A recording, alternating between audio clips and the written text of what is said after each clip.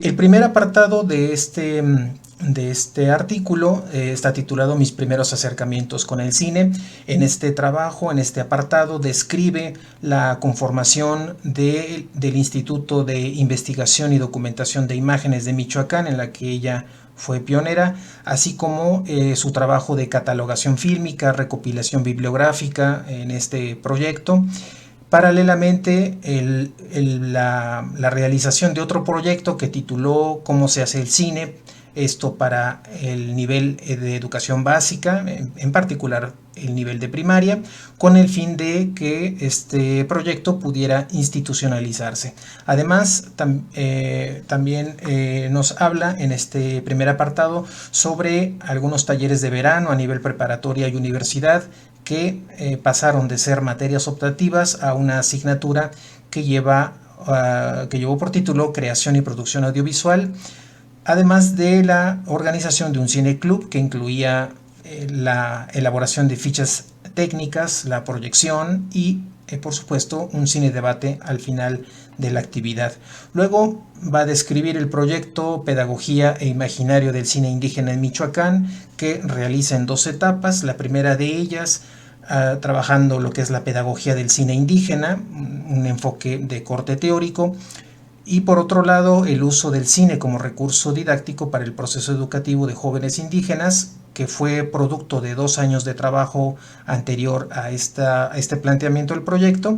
siendo la planeación y el diseño para un grupo de segundo año de secundaria en escuela federal en una comunidad indígena de Michoacán. Eso es el primer apartado de sus primeros acercamientos con el cine desde el punto de vista académico. El segundo apartado que vamos a comentar el día de hoy se llama De la construcción a la aplicación de la propuesta didáctica, y este apartado se subdivide a su vez en 3, de los cuales hoy vamos a desarrollar estos primeros 2 elementos. Este primer subtema va a llevar por título Diseñando el proyecto. Ella plantea que la propuesta debía hacer frente a 3 elementos fundamentales. El primero de ellos es que el uso del cine indígena sea un recurso didáctico que sirva como repelente ante la devastadora modernidad y su mundo globalizado, cuya acelerada tendencia a la homogenización va poco a poco también desdibujando un proceso de pérdida de identidad y de integración. El segundo elemento a considerar, dice la maestra Karina Lisset Chávez Rojas, es el ser un contrapeso ante el crecimiento de la violencia y la exclusión cada vez mayor de las personas en los espacios de reflexión, análisis y goce estético, que son elementos que nos permiten recrear nuestro espíritu individual y colectivamente. El tercer elemento a considerar es el de difundir el tildado de valores y principios que están presentes en las producciones cinematográficas hechas por indígenas, para que los jóvenes puedan o no hacerlos suyos. En este segundo apartado del artículo, en su primera subdivisión, retoma a Boutinet en su libro Antropología del Proyecto, quien entiende el proyecto como una anticipación, con respuestas comportamentales y la toma de distancia, con estimulaciones momentáneas para buscar, a través de la acción apropiada, anticipar estimulaciones posteriores. De ahí nos habla sobre la planificación del proyecto.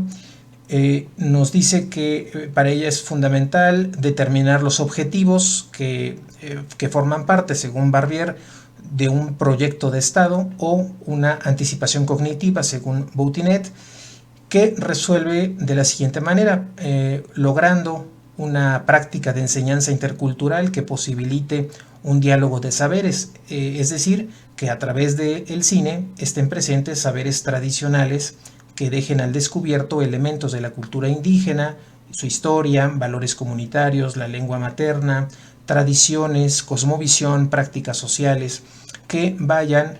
palmo a palmo con los saberes occidentales implícitos en el currículum. Por otro lado, el poder contribuir para que los alumnos tengan la posibilidad de formarse una conciencia crítica. Aquí, siguiendo a Marcuse, la idea de que hay una incesante labor del espíritu, cómo es que ésta acaece, porque el individuo se universaliza y se comprende a partir de la herencia cultural de la humanidad. Nos dice también que formar esta capacidad de reflexión en los individuos es posible debido a que las experiencias asimétricas actuales son referencias que invitan a poner en cuestión lo propio, pero también la posibilidad de pensar su superación. La educación en este sentido tiene un papel trascendental. La educación, nos comenta la maestra, puede facilitar la realización de juicios de valor respecto de lo que se piensa, desea y puede hacer como posibles alternativas en la adquisición o transmisión de conocimiento, en la transformación de sus circunstancias de vida. La comprensión del mundo considera significados y sentidos de orientación subjetiva para quienes observan, interpretan y asimilan.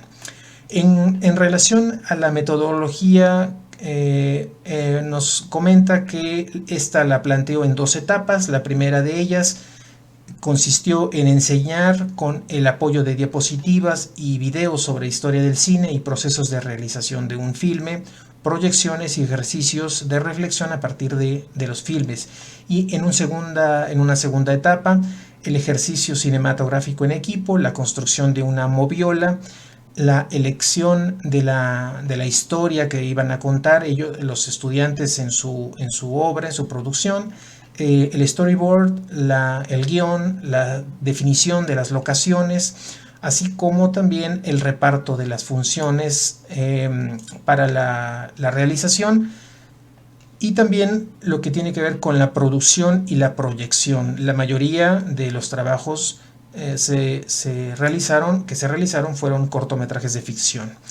Pero también nos comenta que además de esta metodología hubo que hacer adecuaciones, entre ellas el omitir el ejercicio en equipo y dividir en 2 partes las clases, unas de manera expositiva y las otras de manera práctica, explicar qué es el cine, aunque no de manera general, sino específico, el cine indígena, cuál es su historia, la realización, su interpretación, la preparación de la cartelera cinematográfica, las proyecciones y el cine debate. Nos comenta también en este artículo que para la propuesta didáctica parte de la idea del proyecto de Estado, que constituye un proceso mental e intelectual previo. Esto se refiere a un pensamiento o una imaginación sobre la futura clase, es decir, una función elaborativa, en tanto que es una anticipación, un futuro del cual constituye una visión previa, además de momentos explícitos de identificación. Esto en relación con la información sobre el objeto y sobre la realidad a transformar, sus condiciones y la evolución para su puesta en práctica. Otro complemento que destaca la maestra Karina Lisset es el del proyecto de acción, que se refiere a los medios de realización. Tal es el caso de la toma en cuenta de los materiales didácticos que se van a utilizar, la metodología, así como las estrategias de enseñanza y evaluación. En este segundo apartado